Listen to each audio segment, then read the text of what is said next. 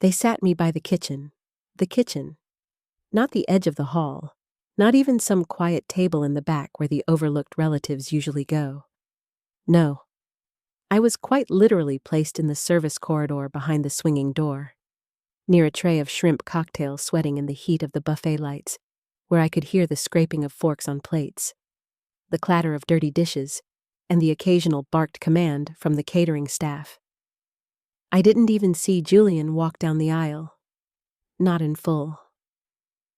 I caught glimpses of his tuxedo sleeve and the hem of Claire's dress every time the metal door flung open with a bang, every time a server pushed past with plates I paid for. There wasn't a place card for me. Just a folding chair with a paper napkin draped over it, like an afterthought. And it wasn't even clean. There was a dark smear across the seat, something oily, maybe gravy or wine. My heart pounded in my chest as I stood there for a moment, blinking, too stunned to sit. Was this a mistake? Had I misunderstood? But no one came. No one explained. The kitchen staff just looked past me, careful not to meet my eyes. I had spent the morning in mauve chiffon. Hand-stitched. Delicate. I'd spent 3 hours at the salon convincing myself that today was as much mine as it was theirs. I told myself to smile, to be quiet, to be gracious. I had paid for this wedding. Every flower, every chair, every godforsaken imported linen napkin folded into a swan. I had written the checks and bitten my tongue and said yes to everything Claire asked for, even when it stung. Even when it felt like a slow dismembering of who I was in this day. Now, here I was, exiled to the shadows, seated behind a swinging door, watching my son dance under chandeliers I funded. Claire's mother gave the first toast. Her father walked her down the aisle. I wasn't even mentioned in the program. It was as if I had never existed. The worst part? I said nothing. I didn't storm out. I didn't demand an explanation. I sat, slowly, my shoes catching on the sticky floor, and folded my hands over the small beige leather purse Julian gave me years ago for Mother's Day, back when he still called me Mama and gave me crayon drawings with crooked hearts. My hands were shaking. My breath came too shallow. I kept trying to smile, but the corners of my mouth wouldn't lift. A catering boy, no older than 20, came over with an apologetic smile and a chipped plate with cold chicken breast. "They said you were supposed to wait here, ma'am," he said, voice cracking. The bride didn't want, any visual clashes with the theme. The theme. That word slammed into me like a punch. The theme. As though I were wallpaper that didn't match, an eyesore to be hidden. My heart clenched. I looked down at the food, untouched, and back at the boy, who winced and turned away. Laughter spilled in from the reception hall. Someone clinked a glass for a toast. My stomach twisted, and suddenly the scent of marinara and steam and too much perfume made me nauseous. I pressed a napkin to my mouth, pretending to dab a non-existent stain, pretending my eyes weren't burning from betrayal. Not onions. Not heat. Betrayal. What had I become to them? Not a mother. Not family. Just a transaction. A blank check, with no story. Claire's mother, Susan, kissed Julian on the cheek, like he'd always been hers, like she'd been the one holding his fevered body at midnight when he was 7. I remembered taking double shifts to afford his braces, skipping meals so he could eat more, running barefoot to the ER because he couldn't breathe during one of his asthma attacks. And now, I wasn't even worth a seat in the hall. I was the ghost in the kitchen, disposable, silent. For a moment, I truly didn't know who I was anymore. I felt fear, deep, existential fear, that I had wasted my life on a boy who no longer saw me, that I had given up everything and been forgotten anyway. My legs trembled beneath me. My chest ached with something too big to contain, and still I said nothing. I smiled. I stayed quiet. I played the role they gave me, even if it meant disappearing entirely, until the last bite of cake was served. And then, only then, I stood up, pulled out my phone, and made 3 quiet phone calls. One to the florist, one to the band, one to the bar manager. No shouting, no explanation, just polite, final cancellations. It was the only thing that still belonged to me. And as I hung up, I didn't feel regret. I didn't feel guilt. I felt the first quiet flicker of something I hadn't felt in years. Power. Not loud, not wild, just steady, like a heartbeat returning after years of flatlining. I didn't sleep that night, not even a minute.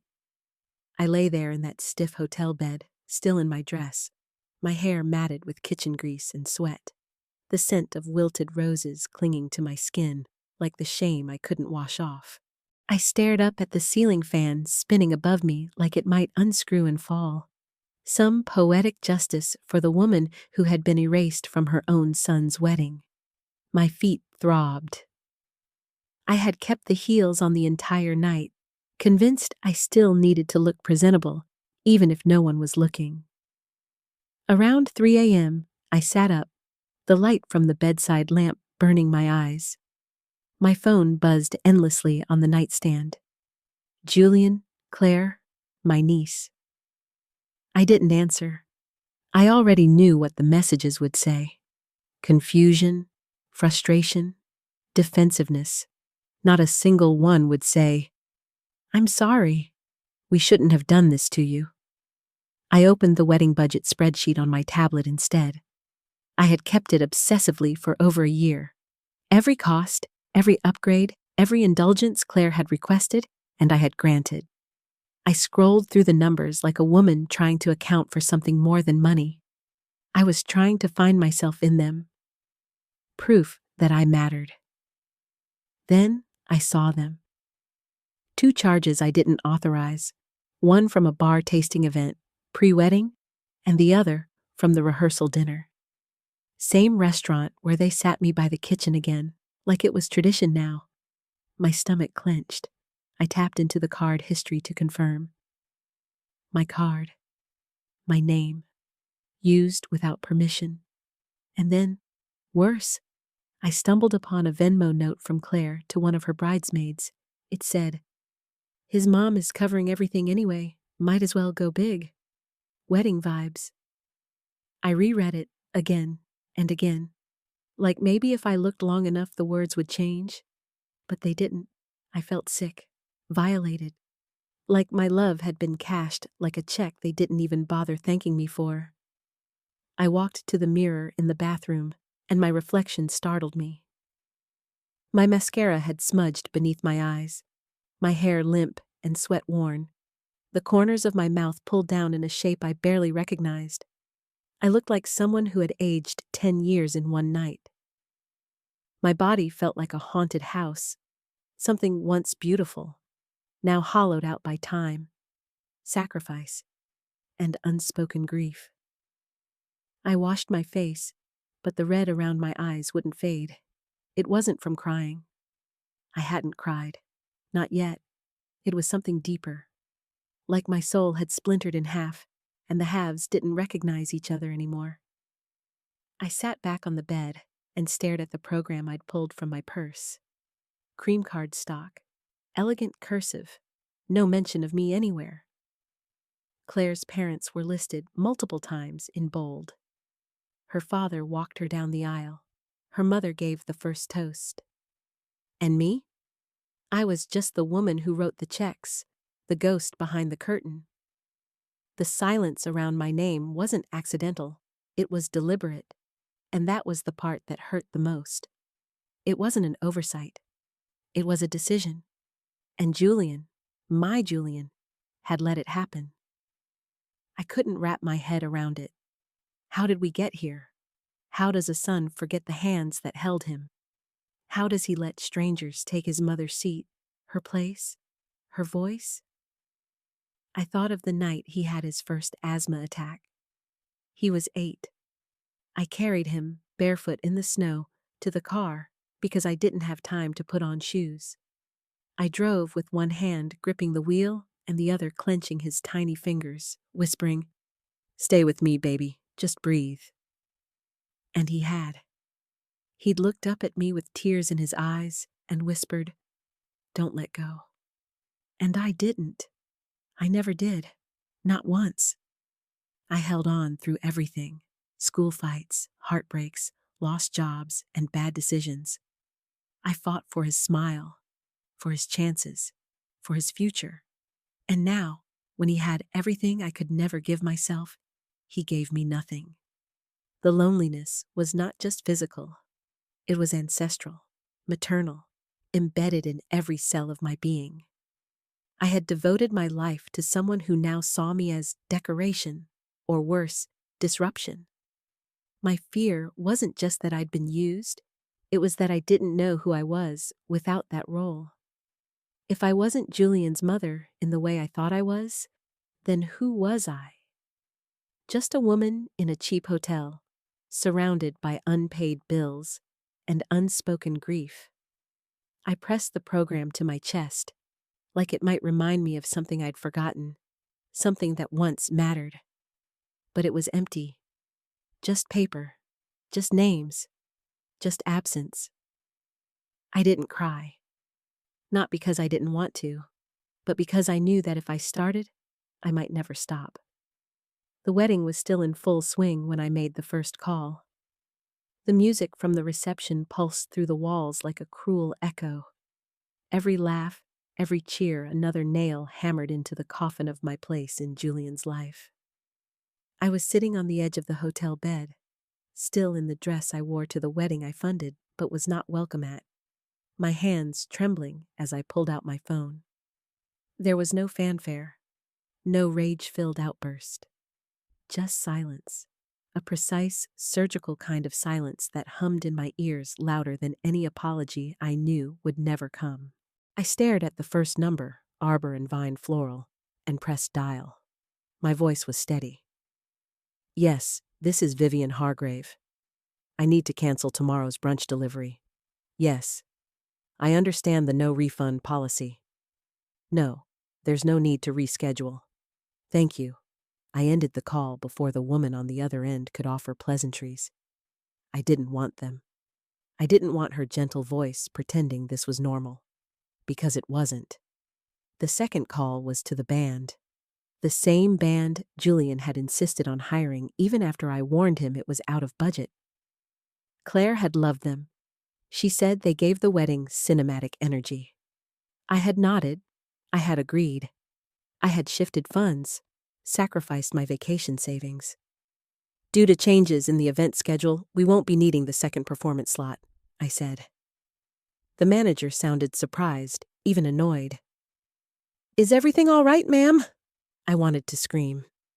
Ask him if he'd ever been shoved into a kitchen while his son toasted strangers and called it gratitude. But I just said, "Everything's fine. Consider the matter closed," and hung up. The third call was the hardest. Claire's Cocktail Co., the custom mixology team Claire had found on Instagram. The ones she'd insisted on, even when I reminded her the hotel already offered bar service. "It's about the vibe, Vivian," she'd said, her smile tight, patronizing. "We want it elevated." I canceled their late-night shift and the entire post-reception menu. The woman on the other end tried to ask why. I didn't answer. I just thanked her and ended the call. My hands were ice cold by then. My heart was still. Number. But somewhere beneath the surface, something small and fierce had started to move. Not anger, not yet, but something like it. Something colder, cleaner. A hard edge where softness used to be. I sat there, staring at the glowing screen, call logs lined up like tombstones. I had just dismantled the rest of the wedding, brick by brick, with 3 phone calls. And the terrifying part? I felt nothing. No relief, no triumph, only a hollow sort of certainty. Like I had finally answered a question I didn't know I'd been asking for years.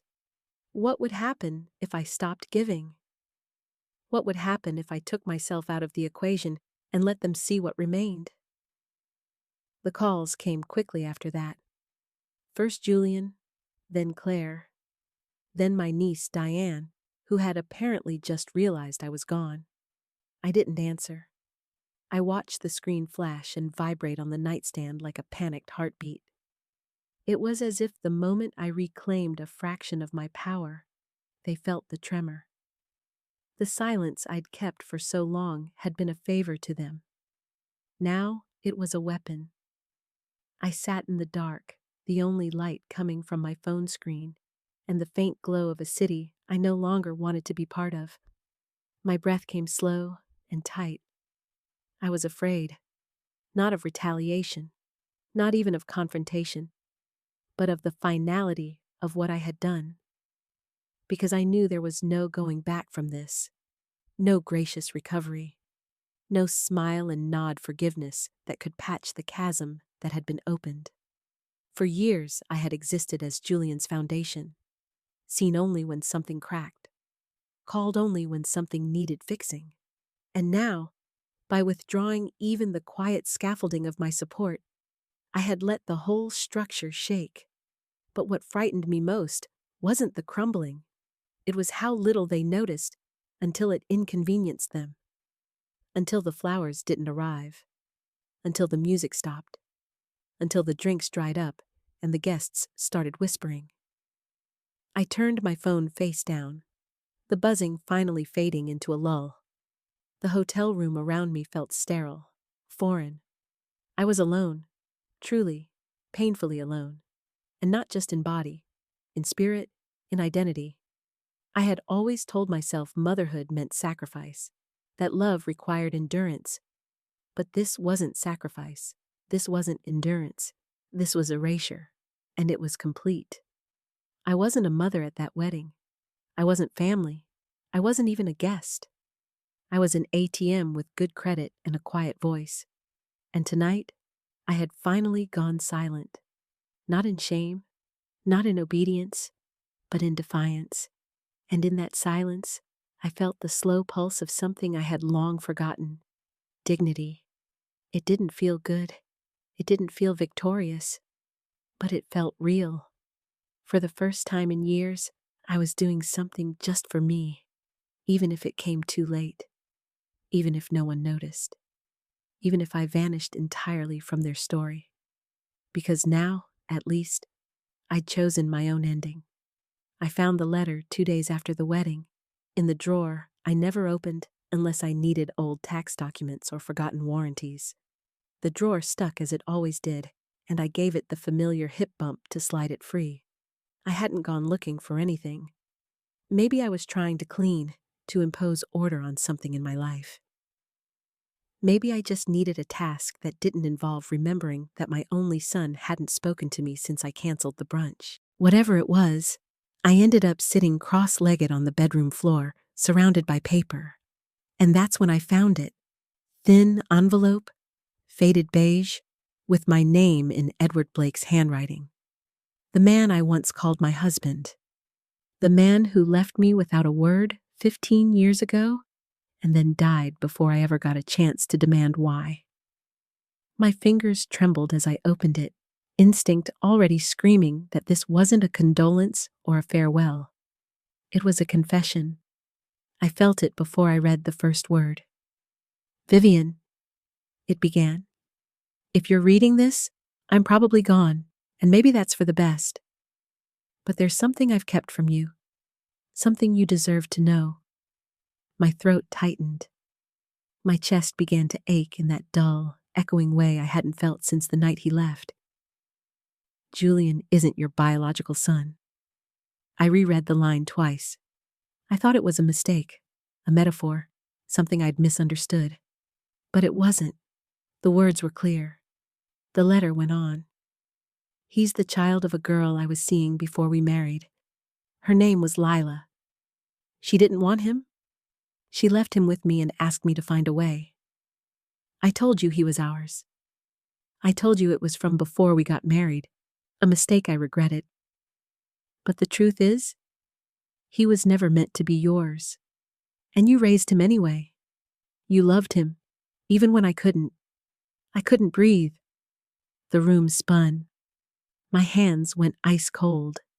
Every breath came with effort, like I was breathing through a cloth soaked in grief. I stared at the words, at the ink that still clung stubbornly to paper after all these years. Julian wasn't mine. Not biologically, not legally. He had been someone else's child, someone else's burden, handed to me without a choice, without a truth. And I had loved him anyway, fiercely, unconditionally. I had built my life around a lie.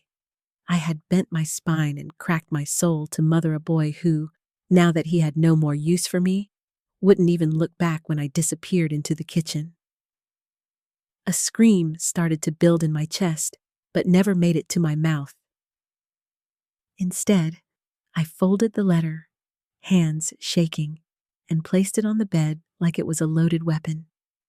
I sat beside it, staring at nothing, trying to remember who I was before I became Julian's mother.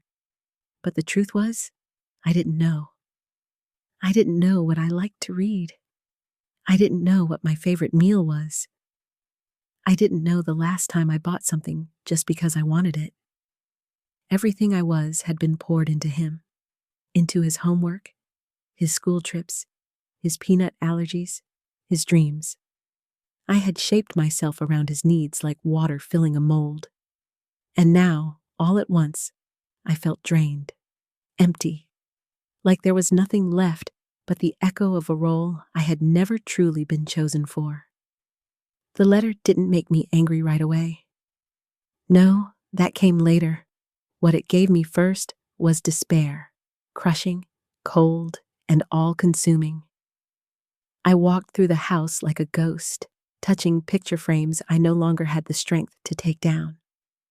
I whispered his name into the quiet, and it didn't feel like mine to say.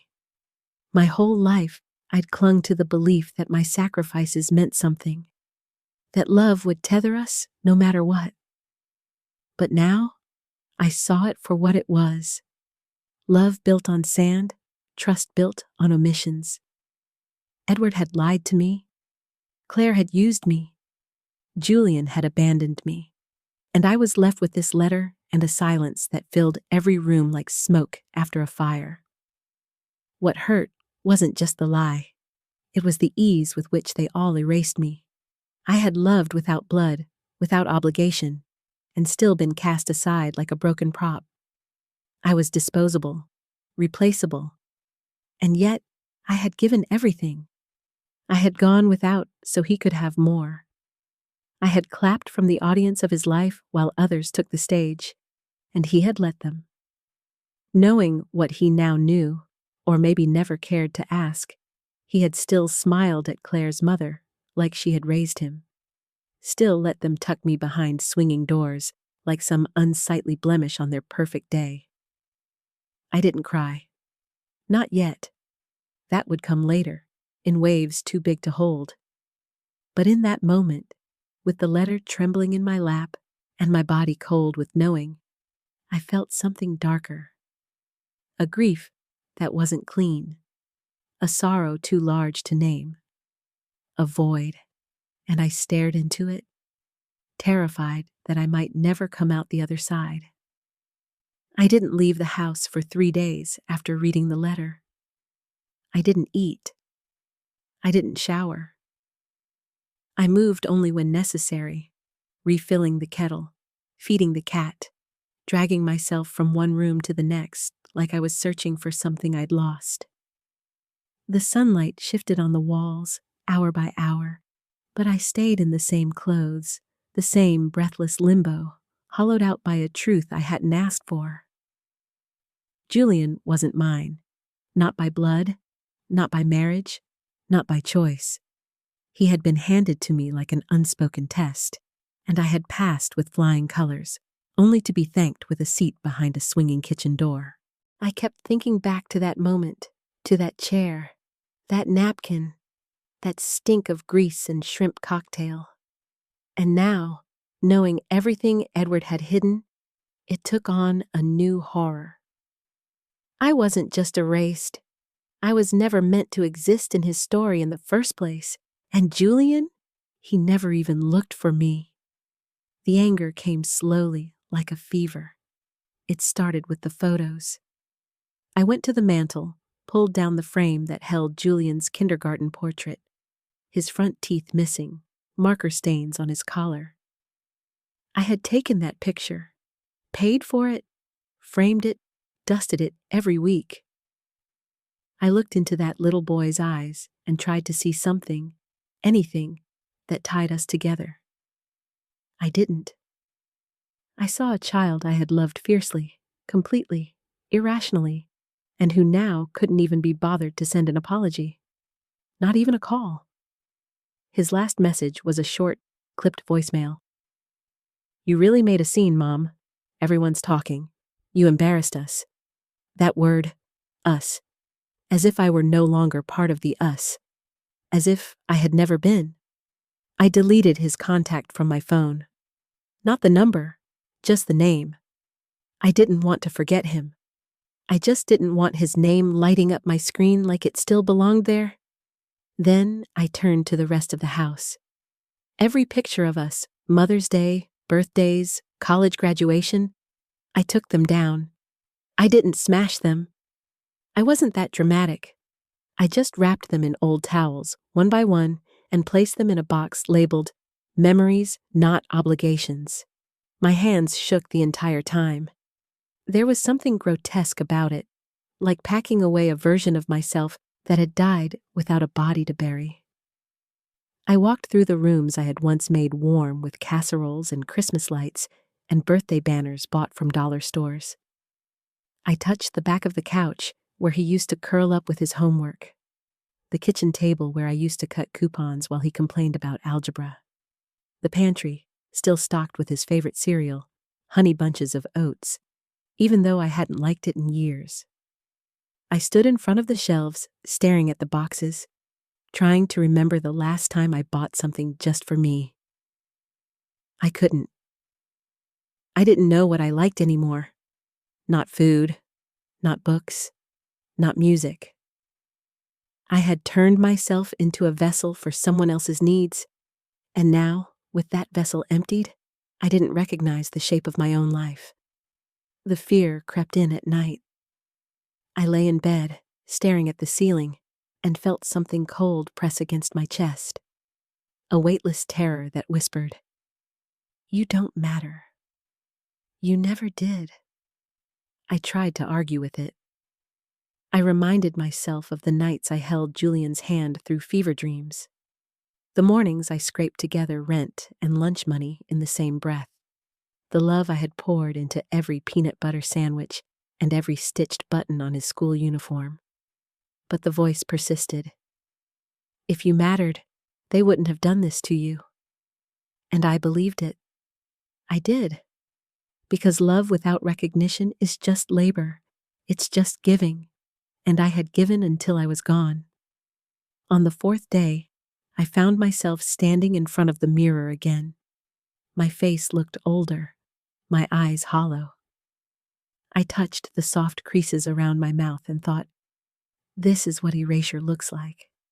Not sudden, not loud, just slow, quiet removal. One decision at a time. No speech for you, no mother-son dance, no mention in the program, no chair at the table. And now, no son to call, to text, to acknowledge the crater he left in my chest. I whispered his name out loud, just once. Julian. It didn't echo. It didn't bring anything back. Just the sound of a woman calling out to a boy who no longer needed her, if he ever truly did. The collapse wasn't dramatic. It wasn't some grand moment of rage or sobbing. It was silence. A slow unraveling of who I was, until all that was left was stillness. I sat on the floor with the letter in my lap, surrounded by frames turned face down and cereal I no longer had the appetite for. And I grieved, not just for Julian, but for every piece of myself I had given up to raise him. And for the first time, I realized something unbearable. I had loved him more than I had ever loved myself, and he had loved the things I gave him, but never me. It started with a single yellow notepad, the lines faint and frayed at the edges, dug out from the back of a kitchen drawer I hadn't opened in years. I stared at the page for what felt like hours, pen resting between my fingers, unmoving. My heart was still heavy from the letter, from the wedding, from the quiet unraveling of my identity. My hands still shook when I reached for the kettle. My eyes still burned when I closed them. I hadn't slept well in over a week. The silence in the house was no longer just absence. It was suffocating. I kept looking over my shoulder, expecting Julian to walk through the door and tell me it had all been a misunderstanding, that Claire didn't mean to exile me, that he didn't mean to forget me. But the door stayed closed. The silence stayed sharp. I didn't write his name on the list. I didn't write hers either. The pen hovered for a moment, as if out of habit, and then I moved on. Their names didn't belong here. Not anymore. This wasn't a list for obligation or optics. It wasn't for family, at least not the kind I had spent years breaking myself for. It was for something else, something harder to name, something desperate, almost primal, a need to feel real again, seen, heard, held in place by people who wouldn't push me into kitchens or erase me from photos. I wrote the first name slowly. Claire, an old friend from the hospital. We hadn't spoken in months, but she always asked how I was, really asked, and waited for the answer.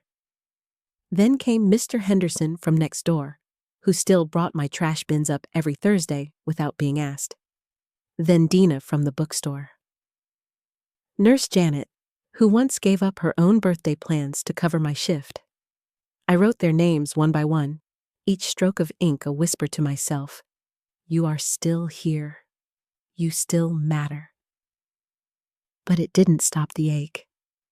The grief clung to my bones, even as I moved through the grocery store, picking out ingredients for a dinner no one expected from me. Fresh basil, garlic, heirloom tomatoes. I ran my fingers along the produce like it could ground me in the moment, keep me from drifting into memory. The market felt hostile, filled with other mothers pushing carts beside grown children who laughed at their jokes. I caught sight of a woman who looked like Claire from behind, blonde bun, cream dress, too perfect posture, and my stomach dropped. For a second, I was back in that hallway, peeking through the swinging door, watching her smile at me with quiet, deliberate cruelty. It was fear that hit me next. Not fear of her, but fear of who I'd become. A woman who could be discarded that easily. A woman who didn't scream, who just took it. I came home and laid everything out on the counter. Garlic, tomatoes, wine. I even bought a new tablecloth. Blue, with sunflowers. It reminded me of something I might have loved when I was 20, before all the shoulds began piling up. Should sacrifice, should forgive, should stay quiet. But even in the rhythm of chopping vegetables and measuring olive oil, the grief didn't lift. It moved beside me like a shadow. I kept hearing Julian's voice, flat and defensive in that last voicemail. You really made a scene, Mom. Not, are you okay? Not, I'm sorry. Just a correction, a reprimand. As though I had embarrassed them by existing outside their control. And still, I set the table. I folded cloth napkins. I lit candles I hadn't used in years. But with every careful placement of cutlery, another wave of guilt swept in. Not guilt for canceling the wedding events. Not guilt for the silence. But a darker guilt. That I still wanted to be wanted. That even after the letter, even after the erasure, I found myself longing for a call, a knock, an apology. That after everything, Some small piece of me still waited for my son to come home. And that was the most helpless feeling of all. To know I was building a new life, and yet a part of me still stood at the old threshold, looking back at a door that would never open. The night before the dinner, I sat on the edge of the bed with the red folder in my lap. I opened it again, rereading Edward's scrawled confession, each word carved deeper than the last. Julian was never mine, not by birth, not by law, but he had been mine in every way that mattered, and still, that hadn't been enough to keep him. That was the truth that haunted me. Not that I had loved him without obligation, but that he had never once chosen me in return. I placed the letter back inside, closed the folder, and whispered to no one. "You won't get another piece of me." Then I went to the table, wrote one more name, my own, Vivian Hargrave, hostess, not mother, not afterthought, just me. Alone, maybe, but visible at last. He knocked just after noon, 3 dull raps against the door, not rushed, not hesitant, but deliberate, like he knew I was home and wouldn't leave until I answered. I stood in the hallway, barefoot, holding my breath. My pulse thudded loud in my ears. It had been 7 days since the wedding. 7 days since the brunch was canceled, the music cut off, the bar ran dry. 7 days since I became a cautionary tale in Claire's family group chats. The woman who made a scene, who ruined the aesthetic. I could imagine the words being passed between them like sugar cubes, small, sweetened lies. But now, Julian stood behind my door, his silhouette warped by the frosted glass, familiar and foreign all at once. When I finally opened it, the first thing I noticed was how ordinary he looked. Gray t-shirt, rumpled jeans, hair slightly overgrown. But it wasn't the look of comfort. It was the look of someone who hadn't been sleeping. "Hi, Mom," he said, voice low, almost soft. I didn't respond. I stepped aside. He hesitated, then walked in. His eyes scanned the living room, catching on the empty mantel where family photos used to live. He noticed the box by the door, still sealed, still waiting. "Where are the pictures?" he asked. "Sit," I said. My voice was flat, cold, not cruel, just done. He obeyed, sinking into the armchair across from me. For a long moment, neither of us spoke. The room buzzed with quiet, thick and stifling. The air between us was no longer maternal. It was surgical, cut clean by absence. "I didn't come to fight," he finally offered. "Good," I replied. I stood up, walked to the hallway, and returned with the box. Set it down on the coffee table. "These are yours now, receipts, contracts, proof." He opened the lid, flipped through the papers in silence. Venue deposits, band payments, custom invitations, dress fittings, even the second bartender for the cocktail hour Claire insisted on. His brow furrowed, guilt pooling around his eyes. "Why are you showing me this?" he asked, almost whispering. "Because you forgot," I said.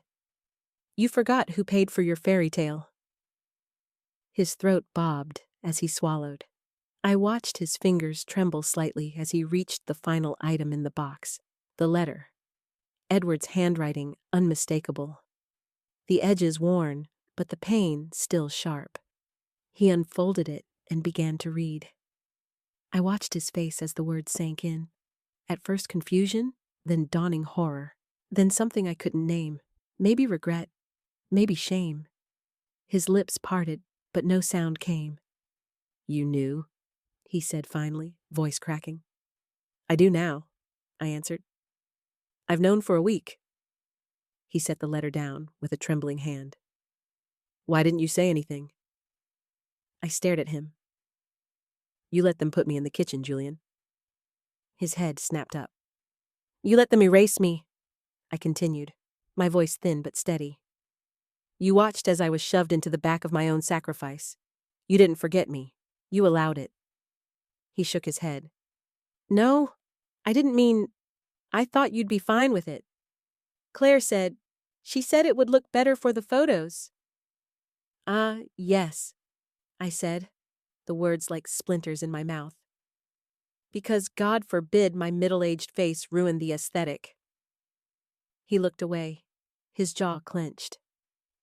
I didn't think it would hurt you like that. I laughed, a short, bitter sound.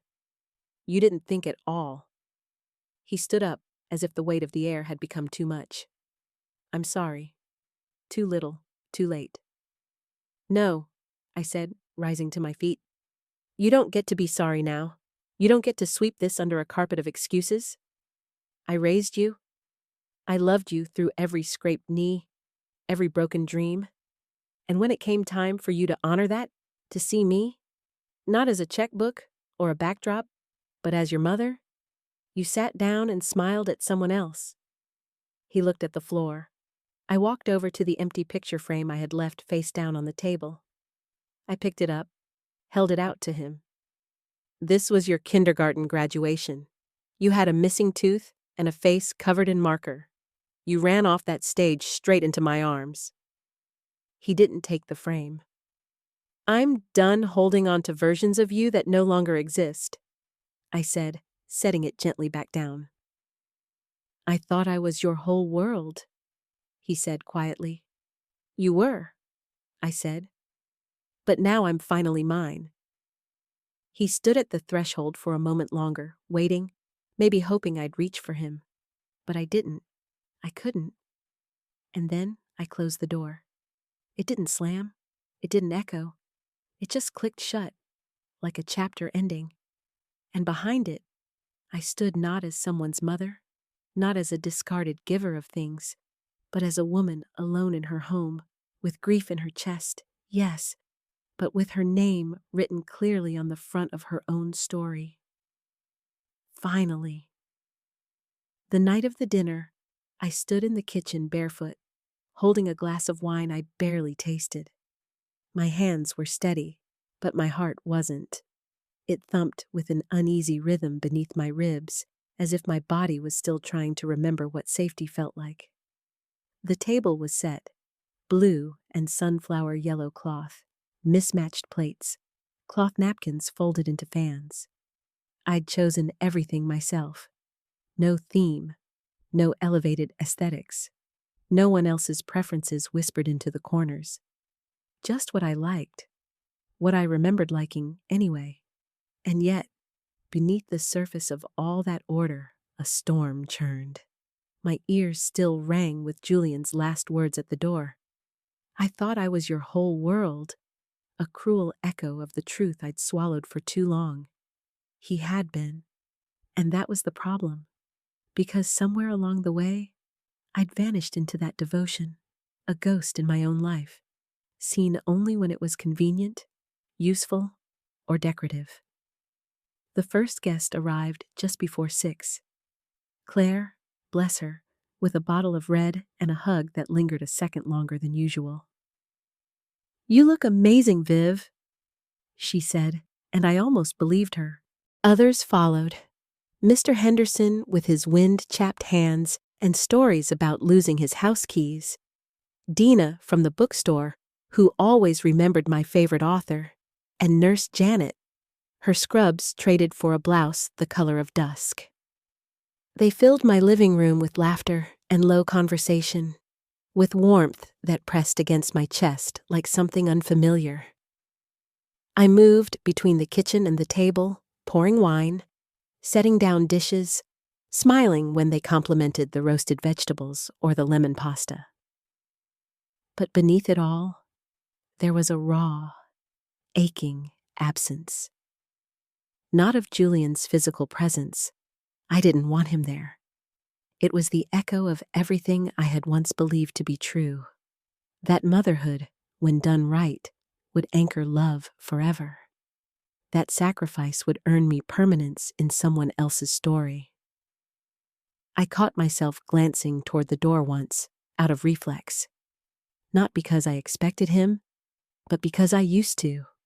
For years, I'd waited for Julian to show up for me, Not just physically, but emotionally, spiritually, as someone who saw me not as an extension of his needs, but as a person. I realized, with a sharp pain in my chest, that I'd never actually been seen in that way. Not by him, not by Claire, not by Edward, who handed me a baby and a lie and then disappeared. I'd been useful. A warm body, a pair of hands, a quiet presence at the back of the room. The grief of that, of decades spent pouring love into a void that never gave it back, made my knees weak. I had to grip the edge of the counter just to steady myself. The conversation at the table turned to bad dates, to recipes gone wrong, to stories about cranky bosses and nosy neighbors. And I laughed, I really did, but inside, there was still that voice, that cold, bitter whisper that asked, "Who are you without him?" And the answer was terrifying. I don't know yet. I was learning, piece by painful piece.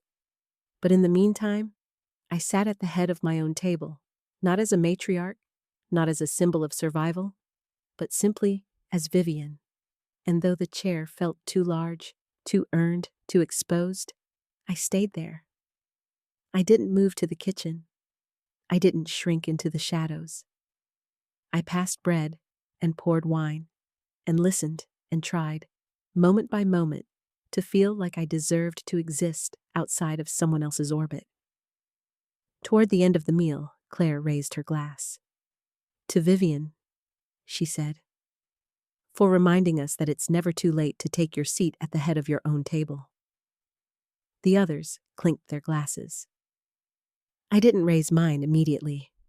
My throat had gone tight.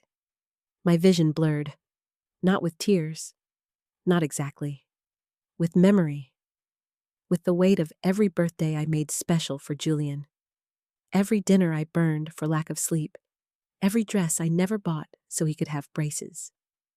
My heart thundered. Will they ever know? Will anyone ever understand what it cost me to be forgotten by the one I loved most? But I raised my glass, and I said it. To the mothers who stayed quiet too long. To the women who gave everything and were told it wasn't enough. To the ones who were asked to sit in the kitchen after building the damn house, may we never sit down again unless it's at the head of our own table. The room cheered softly, a few people clapped, and still there was a hollowness inside me that no applause could fill. The truth is, I was still broken, still lost, but for the first time in years, I was claiming space, not in someone else's story, in my own. And even if it hurt, even if the air around me felt cold and unfamiliar, I knew I'd never let myself disappear again.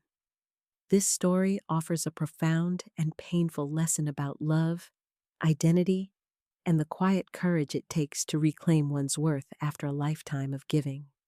For many, especially older women who've devoted their lives to children, partners, and family, it's a stark reminder that self-sacrifice, though noble, can become self-erasure when not met with gratitude or respect. Vivian's journey reflects a truth often left unspoken, that even unconditional love must have boundaries and dignity must never be optional. Her pain is not just in being forgotten, but in realizing she had forgotten herself. And yet, through silence, through grief, through the unbearable knowledge that her sacrifices were unseen, she finds power, not in revenge, but in restoration. The message is clear. It is never too late to sit at the head of your own table. You are not defined by who accepts you, but by how deeply you accept yourself. For anyone who has given everything and felt invisible in return, this story is a call to stop waiting to be chosen and to choose yourself. Bravely, finally, without apology.